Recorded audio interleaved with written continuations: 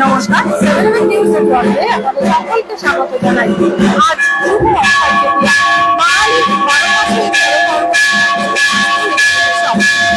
আগামী সকল বাড়িতে আসা বাঙালি বাঙালি যেন বিহুদের আরেকটি উৎসব রথযাত্রা। আর আজ শুভ অক্ষয় তৃতীয়ায়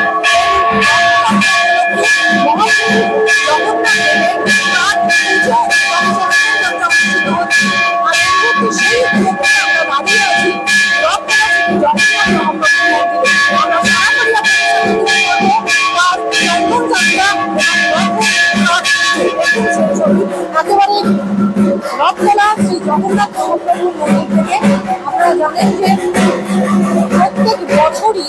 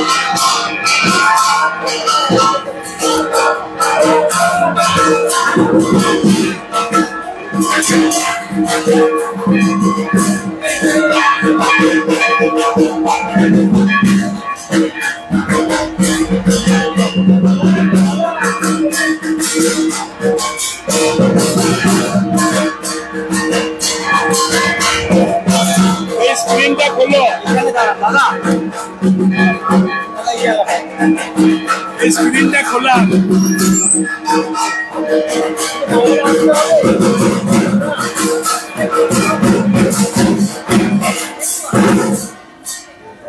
স্ক্রিনটাকে খুলে নাও। আর শুভ অক্ষয় তৃতীয়া আর হিন্দু ধর্মের অন্যতম শ্রেষ্ঠ উৎসব রথযাত্রা আগামী 7ই জুলাই।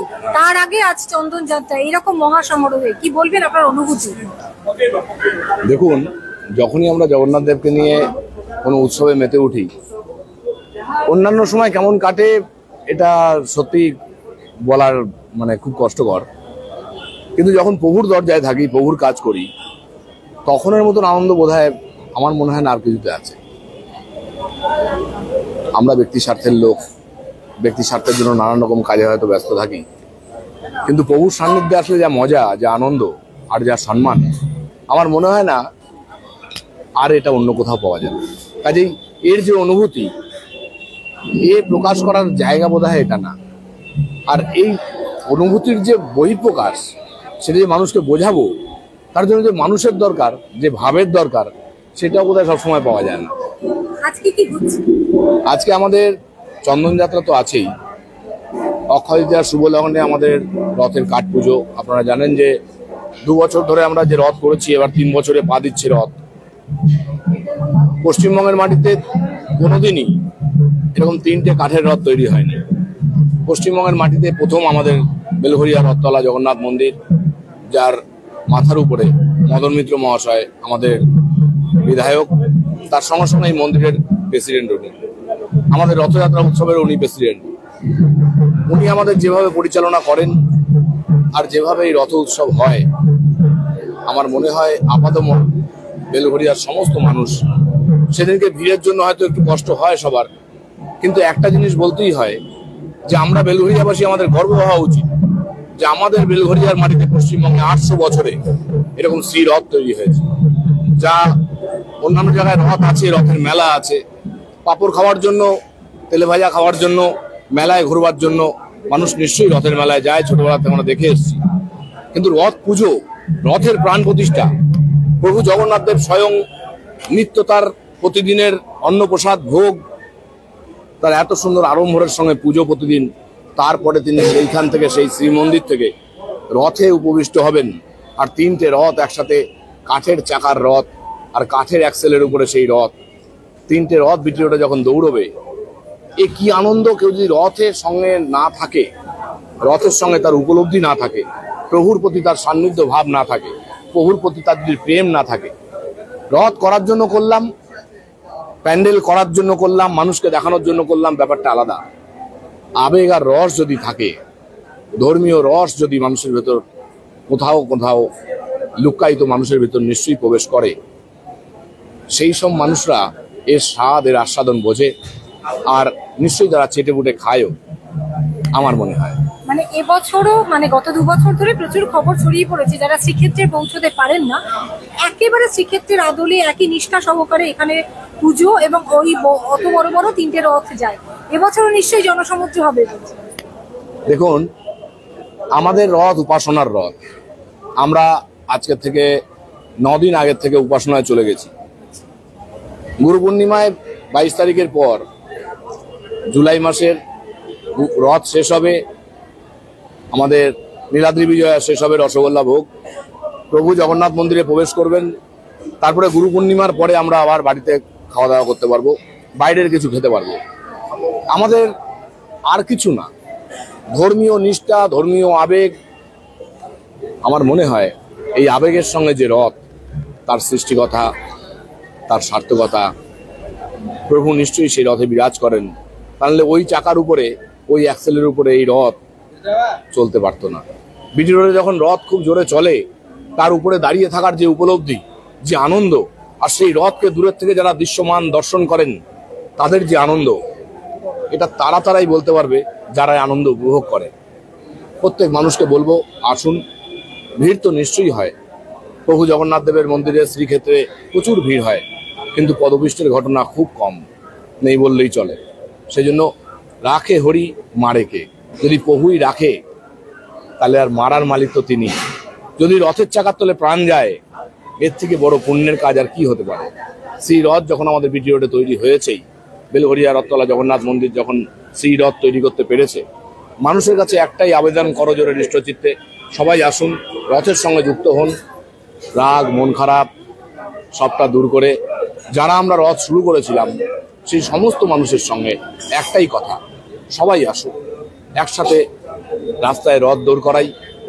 এই রথের খেলা আমাদের মনে হয় শত্রু মিত্র সবাই মিলে একসাথে। আমি একটা ঠিক করেছি, আমার এখানে যারা আমাদের মানে এখনো পর্যন্ত রথের সঙ্গে যুক্ত হয়নি, যে সমস্ত ক্লাব, যে সমস্ত সংগঠন, আমি তাদের প্রত্যেককে এবার চিঠি দিচ্ছি যাতে তারা রথের সঙ্গে যুক্ত হয়, আর বলরাম আর ভগবানের সঙ্গে যে বন্ধুত্ব, সেই বন্ধুত্ব সুলভ আচরণে প্রত্যেকে এক জায়গায় যেন মিলিত হই, সেই আবেদন প্রত্যেক মানুষের কাছে আমি রাখি। তারা যদি আসে আমি আলিঙ্গন দিতে বাধ্য থাকবো, কথা দিলাম। জয় জগন্নাথ। একেবারেই এই বেলঘরিয়া রথতলা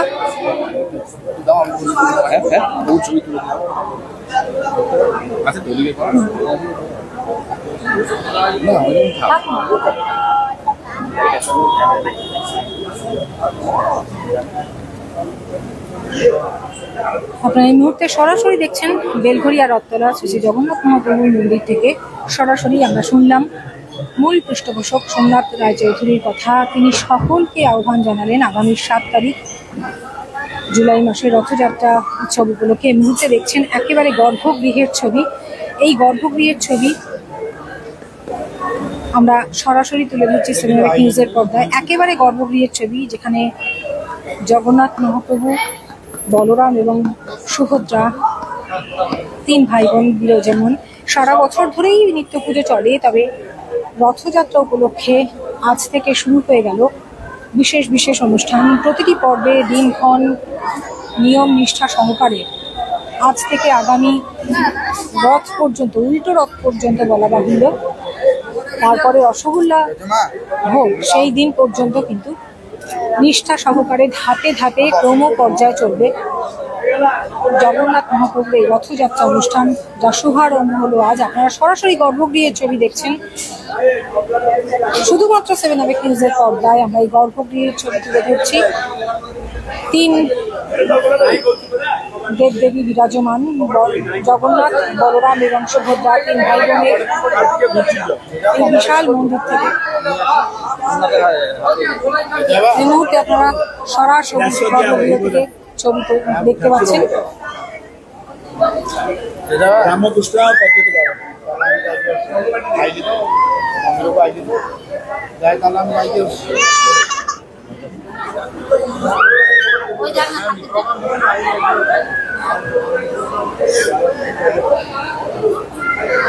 আমরা তুলে ধরলাম সেই ছবি। চন্দন যাত্রা সম্পন্ন হয়েছে, আর কিছুক্ষণের মধ্যেই সম্পন্ন হবে এই কাঠ পূজা। আপনারা দেখতে পাচ্ছেন রথের চাকা, 6টি চাকা রয়েছে এখানটায়, সুসজ্জিত 6টি রথের চাকা। আজ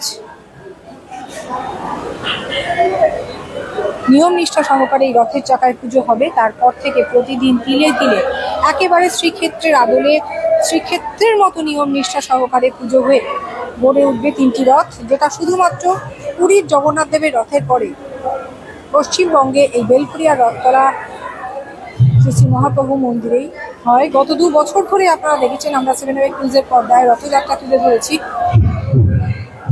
প্রচুর মানুষের সমাগম হয়, জনসমুদ্রে পরিণত হয়।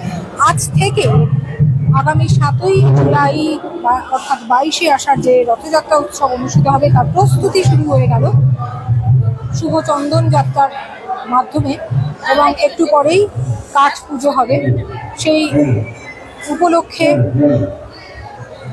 নিয়ম নিষ্ঠা সহকারে সকাল 7টা থেকে শুরু হয়েছে পুজো, যে পুজোয়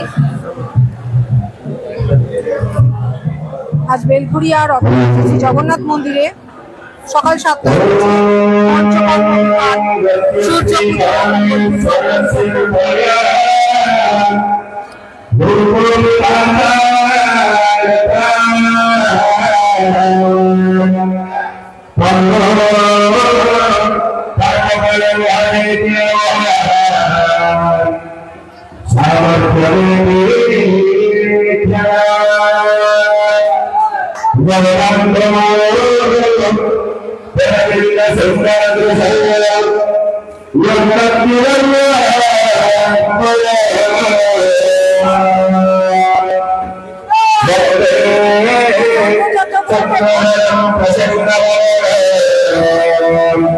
এই চন্দন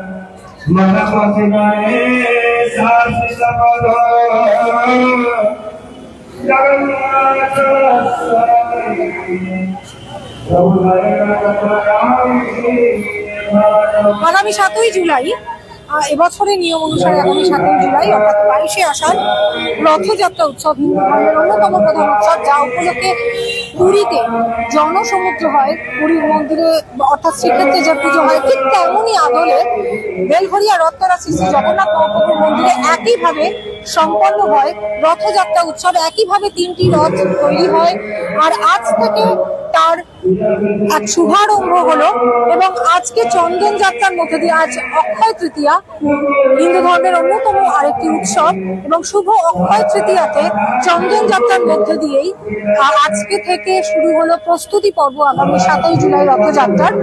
এবং প্রত্যেক দিন প্রত্যেকটা পর্বে মহা সমারোহে এই মন্দিরে পুজো হয় এবং আজকে কার পুজো হবে অর্থাৎ রথের চাকার পুজো হবে। তারপর তিল তিল করে যেমনটা শ্রীক্ষেত্রে হয় তেমনটাই নিষ্ঠা সহকারে নিয়ম মেনে তিল তিল করে গড়ে উঠবে জগন্নাথ, বলভদ্র এবং সুভদ্রা, 3 ভাই বোনের 3টি রথ, যা আগামী 7ই জুলাই এই বিটি রোড ধরে এগিয়ে যাবে। অবশ্যই আপনারা নজর রাখুন 7 নিউজের পর্দায়। প্রত্যেক বছরের মতো এবছরও আমরা সেই রথযাত্রা উৎসব তুলে ধরবো। আজকে চন্দন যাত্রা তুলে ধরলাম, এর পরবর্তী পর্যায়ে যা যা উৎসব অনুষ্ঠিত হবে সবই সরাসরি তুলে ধরবো 7 নিউজের পর্দায়। পাশাপাশি অন্যান্য খবরের আপডেট তো রয়েছে, তাই সমস্ত খবরের আপডেট জানতে হলে অবশ্যই লাইক করবেন, সাবস্ক্রাইব করবেন 7 নিউজ নেটওয়ার্ক চ্যানেলটিকে। বেলঘরিয়া থেকে শ্যামল পাল, গৌতমী নাথ, 7 নিউজ। জয় হিন্দ।